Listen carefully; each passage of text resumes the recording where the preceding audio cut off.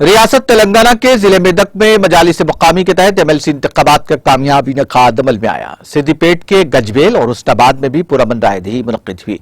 सिद्दीपेट के government degree college में कायम पोलिंग बूथ पर वजीर फाइनेंस और सेहत हरीश राव ने हक रायदही से इस्तेफादा किया। उन्होंने इस बात का दावा किया कि टीआरएस पार्टी यकीनी तौर पर कामयाबी हासिल करेगी।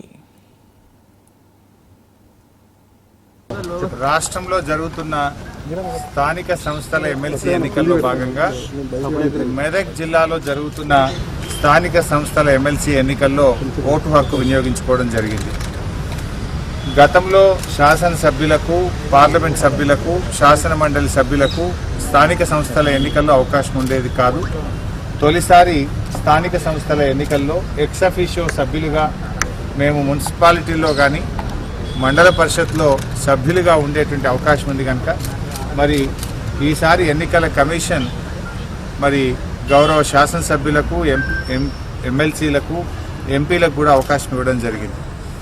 సో చాలాసార్లు స్థానిక సంస్థల ఎమ్మెల్సీలకు ఎన్నికలు జరిగిన తొలిసారి స్థానిక సంస్థల ఎమ్మెల్సీ అభ్యర్థికి ఓటు వేసే అవకాశం నాకు లభించింది.